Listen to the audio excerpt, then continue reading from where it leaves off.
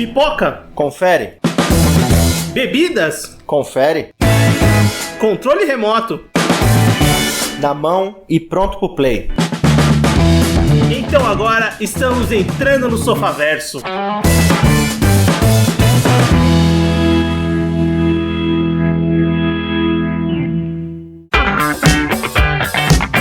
Muito bem, Sofaverso começando, voltamos para mais um episódio do seu podcast e hoje vamos falar de anime, vamos falar de cinema também, vamos falar de Jujutsu Kaisen Zero e para isso eu tô com o Everton. Fala pessoal, beleza? Eu sou o Vinícius e bem, finalmente vamos conversar sobre Jujutsu Kaisen Zero. Confesso que esse filme, né, essa pauta desse filme baseado nesse anime, talvez um dos maiores sucessos do ano passado, né, e que vem sendo um dos shonens e um dos animes mais populares ultimamente. Finalmente a gente conseguiu assistir, né, o Everton assistiu um pouco antes que eu, mas finalmente a gente conseguiu todo mundo assistir, né, nós dois, pra poder gravar e comentar sobre o filme, sobre a história dele, sobre o que a gente achou, o que a gente gostou, o que a gente não gostou. Então vamos conversar sobre Jujutsu Kaisen Zero, que chegou aos cinemas brasileiros, né, mas antes ele estreou no Japão em 24 de dezembro de 2021, nossa, velho. Olha o quanto de tempo já que ele estreou no Japão, 24 de dezembro de 2021, depois chegou no Brasil no dia 19 de maio de 2022, e finalmente eu consegui assistir no dia 21 de 9 de 2022, que é quando ele estreou na Crunchyroll, disponibilizado aqui no Brasil. Everton assistiu no cinema, né? É, eu assisti no cinema, na época a gente tava pensando em gravar se todo mundo conseguisse ver no cinema, mas agora que saiu no Crunchyroll, mais gente conseguiu assistir, e além disso também é uma preparação pra nova temporada que tá chegando, né? Exatamente, nesses meandros que a gente conseguiu assistir, né, que saiu o anime na Crunchyroll, né, o filme na Crunchyroll, foi já oficializado a segunda temporada do anime, né, uma temporada que vão ser de 2 arcos, né, então a gente tá acreditando que vai ser entre 24 e 26 episódios, mais ou menos assim, e deve chegar no segundo semestre de 2023, né. E a mesma equipe que trabalhou na primeira temporada do anime, que a gente gravou o podcast, né, lembrando que tem podcast aqui da primeira temporada de Jujutsu Kaisen, até o André do Cúpula do Trovão participou com a gente, ficou bem legal o episódio. A mesma equipe produziu o filme, né, depois que acabou a temporada, o estúdio Mappa, dirigido pelo Sung Ho Park, que é o mesmo diretor do anime, produziu e criou o filme de Jujutsu Kaisen Zero, que é baseada numa primeira publicação do próprio Genjaku Kutami, né, do autor de Jujutsu Kaisen, uma publicação que é inicial ao Jujutsu Kaisen, né, que foi o primeiro, é o proto Jujutsu Kaisen, né, o Jujutsu Kaisen Zero, né, é uma obra que foi criada, saiu lá na Shonen Jump Giga, se eu não me engano, que é uma revista menor, pra depois ganhar uma obra completa, né? Então é legal e é interessante depois descobrir isso e ver esse ponto de vista, né? De como ele conseguiu pegar essa proto-obra, essas ideias iniciais e depois transformar na obra que evoluiu, né? Pra Jujutsu Kaisen. O que é mais impressionante pra mim é o quanto de coisa que ele já tinha estabelecido e que ele não abandonou, tá ligado? Isso é muito legal, né? Porque o Jujutsu Kaisen Zero é uma obra que tem 4 capítulos, se eu não me engano, no mangá, 4 ou 5 capítulos, são poucos capítulos assim. Tem várias ideias do mundo ali, vários personagens que ele vai utilizar, não são os personagens principais, mas alguns muito importantes, mas é muito interessante realmente esse ponto de vista, tanto que é até muita coisa semelhante ali, né, de ideia que depois ele vai reciclar de uma maneira pra criar sua história maior. Mas o filme faturou no mundo cerca de 166 milhões de dólares e é mais uma produção que chegou nos cinemas brasileiros, né, isso é legal, porque cada vez mais tá mais forte esses filmes de anime chegando no cinema. Eu não sei se você sentiu alguma coisa, se tinha mais gente que era uma galera do anime quando você viu o filme, ou era uma galera que tava lá pra ver o filme sem ter muito conhecimento. Não, a maioria que, pelo menos, era notável que era pessoal que já tinha assistido o anime e tal, porque, tipo, faziam comentários referentes aos personagens e tal, fazia as vozinhas dos caras, às vezes, o que irritava de vez em quando, mas dava pra ver que eram pessoas que acompanhavam o anime. Pô, isso é legal, e, pô, é legal também saber que os filmes estão indo bem, né, de bilheteria. O Jujutsu Kaisen fez um bom dinheiro, né, pelo mundo inteiro, né, porque ele chegou nos cinemas ao redor do mundo, e o filme fez um sucesso também no Japão, que é, obviamente, o mercado que tem que ir melhor, né, se eu não me engano, ele é o 7º maior filme de animação, de anime, em termos de faturamento. Ele só perde pra Demon Slayer, que também saiu no Brasil, que foi um sucessaço de bilheteria, pô, acho que 3 filmes da Ghibli e 2 do Makoto Shinkai, que também são filmes, assim, que rodam o mundo, né, então o Jujutsu Kaisen fez um sucesso enorme, o Jujutsu Kaisen Zero, obviamente muito impulsionado pelo sucesso da sua temporada de anime, né? E vamos começar então conversando então o que a gente achou do filme, né? O que achou dos personagens que são apresentados no filme, da história geral, dos momentos que a gente gostou, dos momentos que a gente não gostou. Então começar com Everton. O que você achou do filme em termos gerais? Eu gosto muito do filme, eu acho que ele tem uma... Primeiro, a questão da produção, como ele segue os mesmos parâmetros que tem o anime, que são altos pra caramba, sabe? O anime ele é muito bem feito, as lutas são sensacionais, trilha sonora, tudo funciona muito bem. O que às vezes pode ser um ponto muito positivo, porque é muito bom já o anime, mas também ele não traz nada de novo pra um filme, sabe? Pra um cinema. Tanto que parecem 4 capítulos do anime, sabe? Juntos, misturados. Porque o mangá é assim. Mas eu acho que o ponto principal é a história. Porque não é uma história, não é um filler, como muitos dos filmes costumam ser, né? Sim. Ele é uma história própria do Jujutsu Kaisen, que já tem o mangá do Jujutsu Kaisen Zero. Então, pra mim, isso já é um ponto extremamente positivo, porque ele apresenta personagens muito importantes pro resto da história, sabe? Do próprio mangá e da série do anime que tá sendo lançado, né? E de forma geral, cara, a história é muito boa, os personagens das pessoas são muito legais, e a gente vai discutir muito sobre eles, sobre o que eu acho que talvez a história do Yuta seja mais interessante que a do Itadori, tá ligado? Isso é uma coisa interessante, né? Que tem muita gente que gosta mais do Yuta do que do Itadori, mas também tem gente que gosta mais do Itadori do que do Yuta, mas são personagens, assim, completamente diferentes. Isso é uma coisa que eu acho interessante. A questão não é nem o personagem, é a história, sabe? O personagem, eu adoro o Itadori, sabe? Eu acho ele como pessoa, assim, eu acho que ele é uma pessoa mais legal, tá ligado? Que são personalidades bem diferentes, e obviamente a história, né, o background, o que aconteceu com eles é diferente. Mas, pô, eu também, em termos gerais, eu gosto muito do filme, porque é difícil se você gostou tanto como a gente gostou da primeira temporada, né? Se você escutar o podcast, você vai ver que demos um notão, acho que foi 9 e pouco, foi uma nota alta, que a gente gostou muito da temporada. Com certeza, assim, dos últimos anos, é um dos shonens, dos animes, shonens e animes em geral, que mais me interessou, mais me instigou a assistir, a curtir e aí atrás, assistir a temporada, depois assistir muita coisa. E quando saiu o filme, eu sempre fiquei maluco pra assistir. Infelizmente, ele não cai do caminhão, né, do DVD, porque lá no Japão é mais complicada a coisa pra sair os filmes e tal, mas a gente consegui assistir. Eu gostei muito do filme, assim como eu gostei da temporada, porque segue os mesmos padrões, como o Everton comentou, né, a animação, ela é tão incrível quanto a do anime, eu não achei ela muito superior. Tem alguns momentos ali que você vê que tem um capricho talvez maior, mas não é nenhum capricho maior de ser muito melhor, mas é porque é um filme, é uma coisa mais fechada. É o mesmo capricho rápido que tem nas lutas maiores do anime, exatamente, né?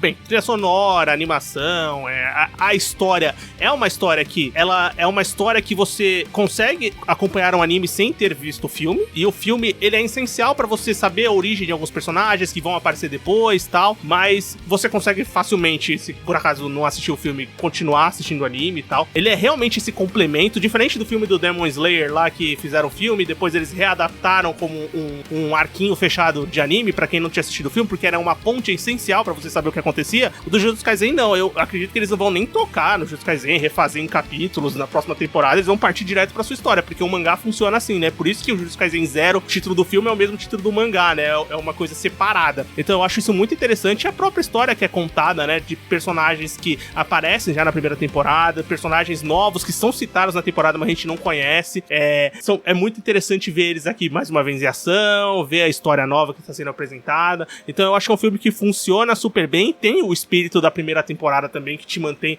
entretido, né? Mas bem, a gente comentou um pouquinho, falou do Yuta, falou do Itadori, mas bem, Itadori, nosso protagonista, não aparece aqui em Jujutsu Kaisen Zero, né? O protagonista dessa história é o Yuta Okkotsu, que é um garoto, né, que a gente conhece ali, que quando pequeno tinha uma melhor amiga, né, a Rika Orimoto, e a Rika, né, acaba morrendo no acidente, e a partir daí ele vai ter essa maldição, que é uma coisa que é estabelecida na história, e que o Jujutsu Kaisen faz interessante, né, faz de uma maneira interessante, porque por mais que a maioria das pessoas que vão assistir já conheçam a história, ele dá uma pequena introdução ali de como funciona aquele mundo, né, porque querendo ou não, é aquele proto Jujutsu Kaisen que foi lançado em mangá, né? Então tem uma pequena introdução de como funcionam as maldições, como é dividida a questão das escolas, e tudo isso no ponto de vista do Yuta. E quando ele tem a maldição da Rika, que é essa amiga dele de criança que morreu no acidente, isso vai assombrando ele durante toda a juventude dele, até ele conhecer o Gojo. o Satoru Gojo, que talvez seja o personagem mais popular de Jujutsu Kaisen. Ele volta aqui já como feiticeiro, já como professor, e matricula ele no colégio Jujutsu. A partir daí a gente tem o pontapé inicial da história do Yuta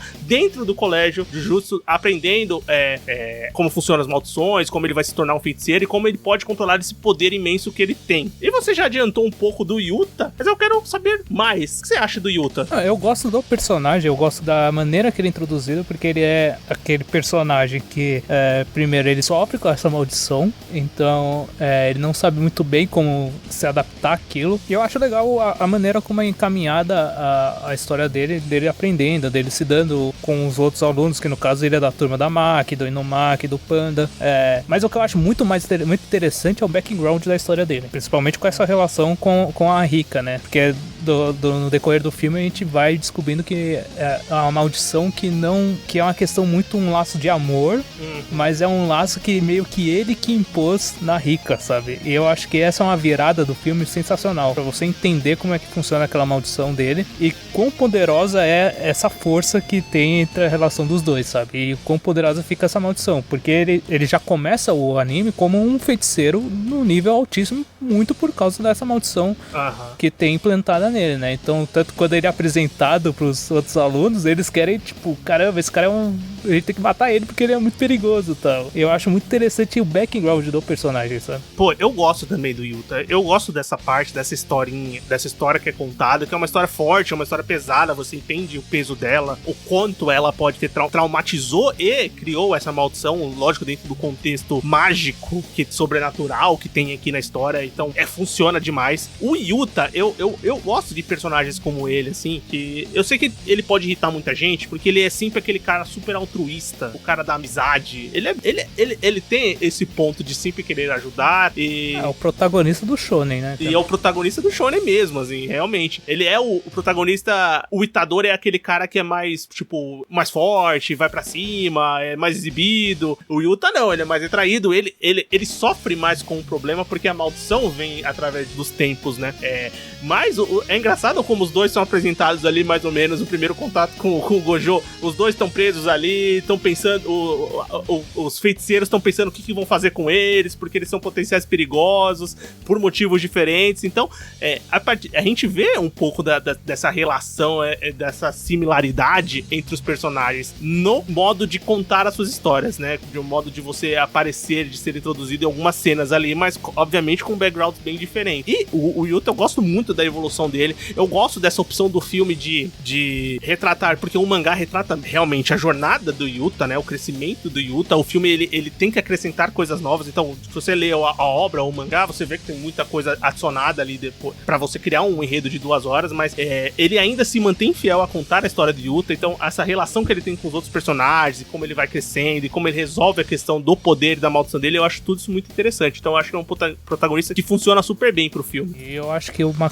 ponto-chave do filme, da parte da história do Jujutsu Kaisen Zero, é a relação dele com os outros alunos, em especial com a Maki, né, cara? Porque é aquele ponto que quando a gente assiste o anime e tal, a Maki, ela tem aquela questão dela não enxergar a maldição, dela não ter energia amaldiçoada, dela ser realmente muito boa na questão da força, e montar essa relação com o Yuta, dela mostrando pra ele o que é ser um feiticeiro também, e dando essa força pra ele, sabe? Eu acho uma das relações mais legais que tem na história, e eu acho que essa forma como é apresentado o filme, que é apresentado em arcos, assim, de meio em contato deles com os demais personagens, porque a primeira parte do filme é ele junto com a Maki fazendo uma missão. Exatamente. Então já mostra a primeira relação dele com ela, sabe? Se você pensar, é bem rápido, né, esse começo de história, né? Ele já tá na escola, ele já vai pra escola, já vai pra aquela escola que tem 3 alunos, que é aquele primeiro ano dos feiticeiros Jujutsu ali, que é a Maki, que é o Inumaki, que é o Panda. Eu sempre acho engraçado o Panda. Mas eles são do primeiro ano, né? Quando a gente conhece eles em Jujutsu Kaisen no anime regular, a gente vê que eles são do 2º ano já, né? Ali de Tóquio. E a relação deles também, eu acho que é, tipo, ela é muito bem construída, assim. É uma... Eles fazem aquela questão das etapas, né? Então, primeiro tem uma missão com a Maki, depois tem uma parte com o Inumaki, que cria esse vínculo do Yuta com esses personagens, né?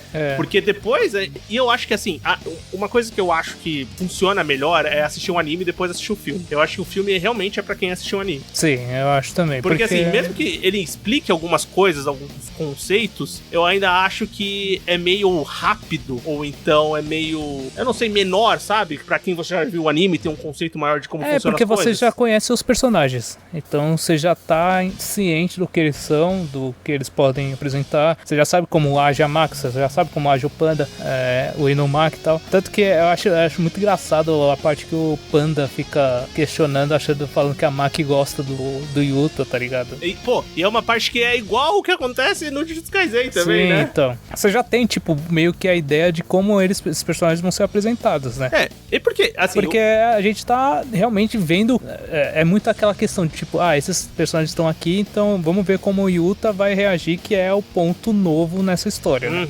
Não, e isso é legal. Assim, é porque eu acho que eu comentei também no podcast de Jujutsu que um dos problemas que eu acho, assim, em Jujutsu, não um problema que me tira da obra, mas é meio bagunçado toda a hierarquia de poderes, de como funciona a escola. As coisas acontecem, simplesmente acontecem. Aquela sala tem 3 alunos, estão no primeiro ano, aí tem um feiticeiro que é mais forte, tem um feiticeiro que é mais fraco, mas a escala de poderes, hierarquias e tudo mais, ela é meio jogada em Jujutsu Kaisen, tanto na obra principal, e aqui é muito mais porque é uma história de tiro curto, né? É mais rápida. Então você tem esses embriões de história que podem se desenvolver e vão se desenvolver durante o mangá e a obra como um todo, que estão aqui, mas que podem ser simplesmente informação jogada ao vento se você não tem um contexto maior de já ter assistido a temporada. Porque a primeira missão, por exemplo, dele, ele vai sem nada, né? Ele vai super cru, né? Eles jogam ele lá. E a segunda missão, ele já vai com um treinamento pela máquina, já vai com um treinamento de colocar energia amaldiçoada na espada, sabe? Ele já tem um conhecimento maior, cara. Que eu acho, por exemplo, a primeira missão eu acho legal, tá ligado? Da máquina e tal, que tem aquela questão dele salvar salvar as crianças, deles terem um medo e mostrar o quão poderosa é a Rika, a maldição isso nele. É uma coisa importante que eles focam desde o começo, né? Mostrar o quanto é importante a maldição da Rika. E é perigoso ele não controlar. Exatamente. Quanto o Gojo se interessa em saber como que aquela maldição é tão forte, né? Sim, e o quão perigoso é deixar o Yuta sem o treinamento, né, cara? Porque ele precisa, de alguma forma, controlar aquela maldição, porque ela é muito perigosa. Já a segunda missão, eu acho legal pra mostrar os poderes do Inumaki, que, tipo, ele é um personagem meio apagado ainda, sabe? Então, mas eu acho que no filme eu acho muito legal essa parte deles, principalmente pela maldição, que eu acho a maldição assustadora. Nossa, sim, a maldição é legal, né? Sim, e é muito legal pra mostrar os poderes deles e tal. Cara, o poder do Inumaki é muito legal, velho. Então, eu acho muito foda, sabe? Eu também gosto, velho. A primeira parte da Maki eu também acho legal. A missão do Inumaki já é um ponto mais interessante, assim, em termos de batalha, porque é uma batalha maior, tal. Os poderes do Inumaki, eles são muito legais, né, pra você ver. E conhecendo os personagens que já tiveram algum tipo de ação na primeira temporada, mas aqui você tem mais exemplificado também os poderes, o que acontece com eles e tudo mais. Também é interessante ver mais esse ponto desses personagens em ação e você ter mais ideia do que eles podem entregar, né? E, obviamente, além de construir o Yuta, tem um pouco mais de pano de fundo pra esses personagens, se é que a primeira temporada ainda não tem. Principalmente pela Maki. A Maki que já é um destaque da primeira temporada, né, do anime, mas aqui tem um pouco mais dos objetivos dela, de como ela quer destruir a família que ela é, né, que ela é membro, de ela ser rejeitada por não ter essa capacidade de ver, né, as maldições e não ter energia, né? Como eles chamam de energia amaldiçoada? Energia amaldiçoada. Eu ia falar energia espiritual, que às vezes eu confundo as energias. São tantos animes que a gente se confunde. Mas é muito interessante ver isso, ela contando isso pro Yuta. É que no Jujutsu tem o conceito, ele usa o conceito de energia amaldiçoada. Eles usam a energia amaldiçoada pra rebater a energia amaldiçoada. Aí faz cara, menos com menos, tá ligado? Dá mais. Quando eu falo que é confuso, isso. Realmente exatamente. Porque no mangá, nos primeiros volumes, ele explica essas coisas. Ele explica essas coisas e ele vai explicar o poder do Gojo. Sim, não entendi porra nenhuma e eu li 3 vezes. Não, isso é uma coisa já depois no mangá que é interessante, que ele fala que, tipo, muitas das coisas ele inventou e depois ele foi consultar um cara lá da Jump lá, um editor que fez engenharia de alguma coisa, tá ligado? Pra explicar pra ele, e o cara falou, você acertou algumas coisas e errou outras, tá ligado? O cara meio que explica o que é, sabe? Alguns conceitos de matemática pra ele, sabe? Que da hora. Pô, isso é interessante, né? Porque tem uns recortes, né? E, pô, todos os autores fazem isso, né? Esses recortes de como eles pensam as obras. E no Jujutsu Kaisen Zero tem o recorte de Hyakutami falando da obra, de é um recorte de um texto que ele escreve, obviamente, depois de já ter lançado a obra completa, né? Que ali eram umas ideias iniciais, que ele gostou, que as pessoas gostaram, quiseram ver mais daquelas ideias, e ele soube utilizar de uma maneira que ele sempre trabalhou com a ideia de ter essa ideia, né? Teve essa ideia, Jujutsu Kaisen, depois pensou na obra como um todo, e ele sabe exatamente como a obra vai terminar, então ele só trabalha ele sabe as principais ideias, os principais arcos, e eu não sei se é uma coisa que todos os autores trabalham assim, né? Mas ele sabe os principais arcos, sabe como é o final da obra, e só vai trabalhando os meandros, né? Ali. Então dá a entender também que ele não tem uma ideia de continuidade muito longa, mas obviamente tudo isso depende do sucesso que a obra vai ter, né? E, pô, é interessante também ver isso, né, nos comentários do mangá, mas no anime a gente não tem isso, a gente vai buscar e pega as informações que estão sendo mostradas pra gente na tela, e isso é interessante, né? O Inumaki só chega a comentar sobre que ele teve que lidar com o poder amaldiçoado dele ali desde pequeno, é isso que falam basicamente. É meio que o Yuta vem com aquela ideia de tipo, o cara, mostrar que o cara é muito gente boa, tá ligado? Sim. E que essa questão dele falar só os ingredientes do sushi é que, tipo, é pra evitar qualquer merda, sabe? E falar alguma coisa errada. E antes da gente mudar de lado da história, só pra comentar do Gojo, mas ele não tem muita coisa diferente. Não, o Gojo é aquilo. Do personagem, né? Do que tinha sido apresentado. Ele é o personagem mais forte que existe, e é isso. E é engraçado ver como ele já estabelece isso no Jujutsu Kaisen 0, né? Tipo, a ideia dele sempre foi que o Gojo é um cara... Não, ele é o cara mais forte. Mais forte, ponto. Acabou. Ali você vai começar a ver os outros níveis. Ele é um nível foda de um feiticeiro, assim. É um cara muito forte, estabelecido desde o começo.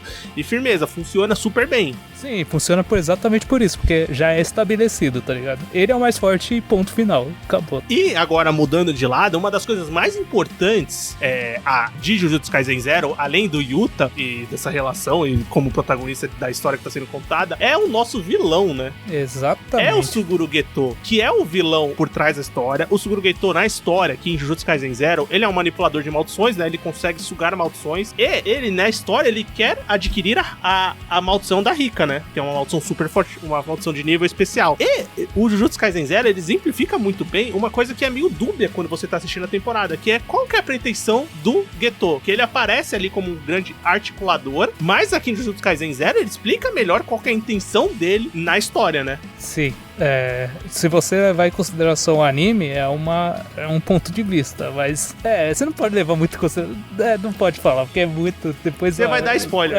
O mangá, ele tem muita coisa depois, tá ligado? Mas realmente, esse ponto de, tipo, ele é um cara que tem tem um poder muito forte, ele quer um poder mais forte ainda pra cumprir o objetivo dele, que é eliminar realmente todos os que não são feiticeiros. Tá ele tem essa visão quase ditatorial da força, sim, né? Ele é o cara que acha que os feiticeiros, eles não têm que estar à margem e escondidos na sociedade, eles têm que ser as pessoas que estão na frente, porque eles são mais fortes que todos, então eles têm que sobressair, eles têm que... E quem não conseguir tem que se adaptar a isso, exatamente, ou se adapta ou vai ser eliminado. Então ele quer o mundo que seja puro pros feiticeiros, né? Que os feiticeiros sejam os dominantes, porque eles são os mais fortes, né? E é isso que ele entende, e é isso que o fez... É aquela velha jornada de alguém que era parte do sistema dos feiticeiros que sai, que é desgarrado, que tem uma ideia diferente, uma ideia bizarra, uma ideia vilanesca e vai ser o vilão da história, né? Tem um gatilho quando ele encontra as meninas lá, né? Que eram feiticeiras. Sim. Estão sendo maltratadas pela vila. Onde ele muda a mente dele. E, tipo, mostra também, eu acho que o filme é interessante também por mostrar que, de fato, tem uma relação entre o Geto e o Gojo. Sim. A gente entende que tem alguma coisa no anime, mas no filme deixa muito mais claro que realmente eles se conhecem, eles têm alguma coisa junto, tá ligado? Alguma coisa eles têm uma relação, sabe? Não, sem dúvida, eles deixam claro isso. Isso levando em consideração quem assistiu só o anime e o filme, né? Cara, e eu vou te falar, o Geto, ele é um vilão, assim, filha da taço, assim, e muito interessante.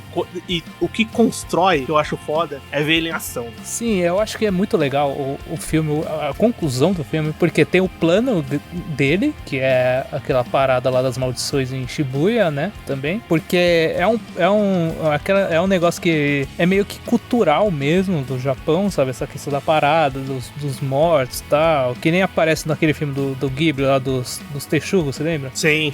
Tem essa esse negócio, tem esse aspecto cultural e tal. E ele tem esse plano gigante, sabe? De liberar um monte de maldição e ao mesmo tempo tentar obter a maldição mais forte, que é no caso a rica do Okotsu, né? Do Yuta Okotsu. E o plano de realmente tentar manter longe o Gojo o máximo possível, porque esse é o maior problema. O maior empecilho é sempre o Gojo. Exatamente. Pô, isso, eu acho muito legal, né? Porque tem logo na metade do filme, quando ele vai até a escola, né? Que você já fica esperando o confronto, sim, né? Ele chega na escola, ele faz a ameaça e explica qual é o plano dele, o que ele vai realizar, pra depois a gente ter o arco final, né? A parte final do filme de uma grande batalha, que era o que se esperava, e entrega demais, assim. Eu acho que ele é um vilão com uma motivação vilanesca perfeita, assim. É um vilão com uma motivação que é de um vilão, uma motivação que é de um grandíssimo filho da puta, de um cara ruim, de uma pessoa que tem um objetivo totalmente distorcido do que deveria ser o bem, né? O bom. E como ele é forte, isso também eu acho muito interessante. E você fica curioso pra saber como é essa relação. Porque no filme, o roteirista do Jujutsu Kaisen é o Hiroshi Seko, ele é o roteirista do filme, né? E, bem, quando lendo o mangá, ele precisa adicionar coisas pro filme render, né? Fazer 2 horas. Então, um dos pontos que ele trouxe pro filme foi um pouco mais o relacionamento entre o Gojo e o Geto. Isso fazendo de uma forma inteligente, que não seja uma forma que vá se sobressair a história principal do Yuta que tá sendo contada. Isso ele faz muito bem. Mas ele adiciona pontos dali que te fazem querer saber mais e pensar mais como funciona aquela relação entre eles. Como funcionou e como funciona. Até o Gojo falar lá que o melhor amigo dele, que é o único amigo que ele teve até agora, foi o Geto. É muito importante o filme pra isso também. Eu acho que aí a parte final do filme, que é quando tem a separação das lutas, onde o Geto vai pra escola enfrentar o Yuta e os outros alunos do primeiro ano, né, no caso, que é a Maki, o Panda e tal. Aí é tipo, essa parte final realmente é como se os caras estivessem dando um prêmio pros telespectadores do filme, tá ligado? Sim. Porque acontece, tipo, a questão das lutas é muito foda, sabe? E eles vão dando inserções de outros personagens lutando lá em Shibuya, sabe? Que é realmente só aquela cereja no bolo, sabe? Sim, porque assim, as lutas que tem durante o filme, elas são legais, mas elas não são puta que pariu, é muito diferente de alguma coisa que teve no anime. Eu acho que até o anime entrega lutas muito melhores e maiores no começo do anime, assim, no 4º episódio. Pô, a luta do Gojo, né? Luta do Gojo, que é no 7º episódio, assim, o anime entrega momentos maiores, assim, logo no começo. E o filme, ele realmente deixa um grande arco de batalha, umas batalhas realmente mais marcantes, ou mais de encher os olhos, que a gente queria ver, nessa parte final. Porque aí envolve todo mundo. Então é legal ver os personagens que estão sendo mostrados, né? O Yuta, a Maki, o Inumaki, o Panda, em ação. O Geto, que é o vilão em ação. O Gojo, com uma cena brilhante. E também os outros personagens que a gente já viu. Nanami, o Todo, aparece todos os caras lá do... Personagens menores também aparecem, né? Personagens até que não aparecem no anime, mas tem importância no mangá, aparecem lutando, sabe? Então, tipo, eu acho que é muito foda, sabe? É uma homenagem mesmo, sabe?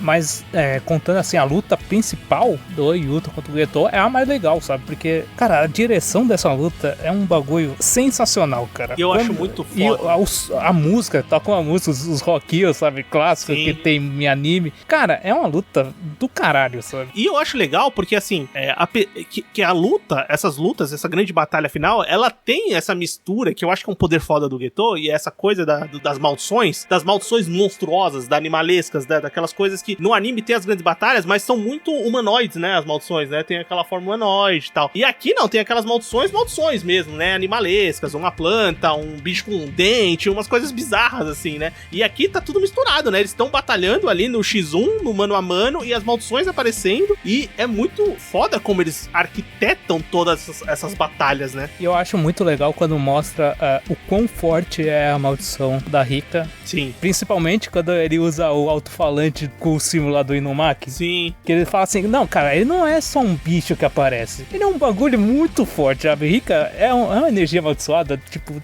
que se transforma, que faz um monte de coisa. Ela não é uma coisa estabelecida que é um monstro que vai atacar, né? Ela tem 2 transformações, né? Ela é muita coisa, assim, e o que eu acho fantástico é a resolução, que é essa questão que o Yuta, ele tem a consciência que ele que criou essa maldição, de certa forma. E quando a Rika morreu, ele falou, não, a gente vai ficar junto pra sempre e tal. E ele firma de novo um compromisso, que é o que torna a conclusão e torna ele o cara mais forte possível, tá ligado?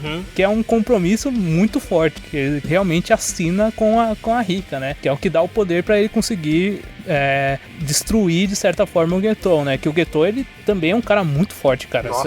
Quando ele invoca a maldição, existem 16 maldições muito fodas e eu tenho uma, tá ligado? Tipo, vai tomar no cu, cara. Eu acho muito foda quando ele aparece lá e os caras vão na mão, né? O panda vai na mão. Nossa, ele fala assim, caralho, ele luta artes marciais também. Ele é foda pra caralho, velho. E tem algumas referências, tipo, quando ele pega lá o Nunchaku, não sei se é um Nunchaku aquilo, mas aquelas 3 barras, tá ligado? Sim. Aquilo é uma arma muito importante no anime, no mangá, na verdade, depois, que é tipo uma referência clara que vai ter depois, sabe? E é uma luta do caralho, sabe? Eu acho fantástico a resolução do filme, toda a cena final, eu acho muito foda. É interessante outros personagens que eu não sei, depois você que leu o mangá, você pode confirmar isso, mas tipo aquele grupo que aparece do Getou, não é o grupo que aparece no anime, né?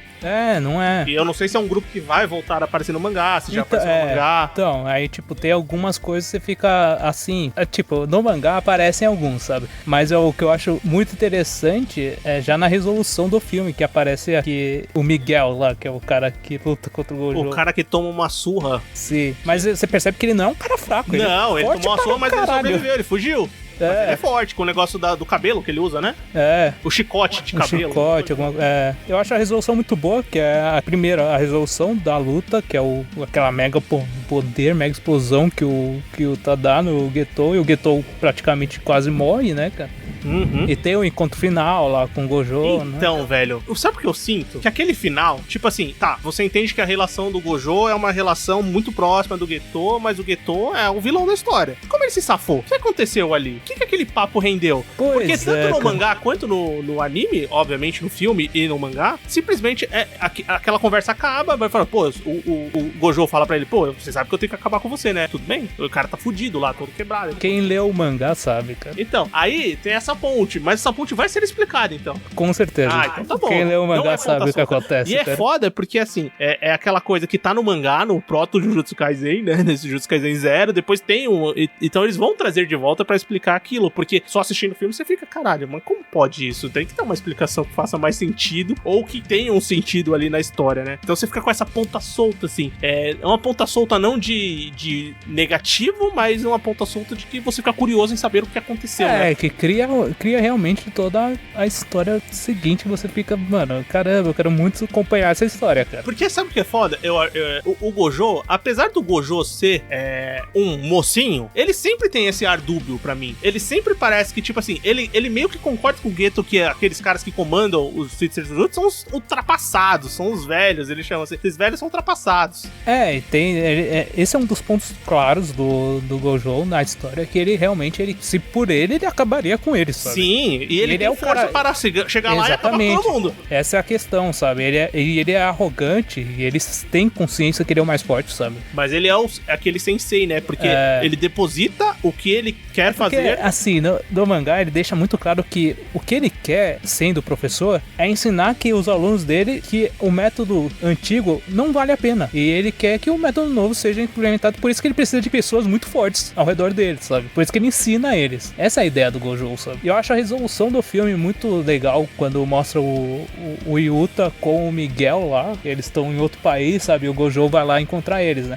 Porque mostra que, tipo, pelo menos dá a entender que o Gojo é um cara que... Não, primeiro ele fala pro Yuta que eles são primos, são parentes. Então, eles jogam a linhagem de sangue pra justificar um pouco a força do Yuta, né? E ele depois pra indicar que, tipo, eles têm alguma relação e realmente ele é alguém que o Gojo tem, uma carta que o Gojo tem na mão, sabe? Sim, uma super carta, né, na verdade. E eu acho legal toda a trajetória e essa evolução do Yuta, né? É basicamente uma jornadinha do herói, herói, né? Então ele tem o problema dele e tal, ele resolve a questão da maldição dele, e ele se modifica, né? Ele se torna uma pessoa consciente, ele se livra do peso da maldição, o peso do passado, o peso das ações dele, se perdoa, e ele é uma pessoa nova, é uma pessoa com amigos, é uma pessoa com objetivo, uma pessoa ali que tá inserida diretamente... Com um controle muito maior da maldição. Controle da maldição, da força, ele evoluiu pessoalmente e como feiticeiro, né? Ele evoluiu como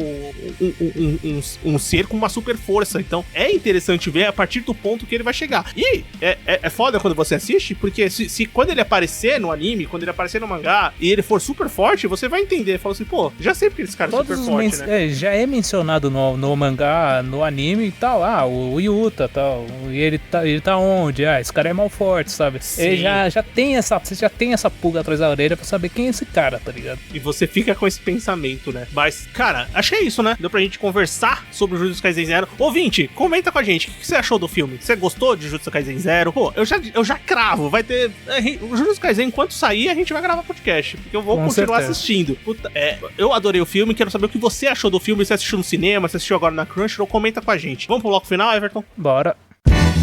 Recomendações, críticas e o que mais vier à nossa cabeça agora no bloco final.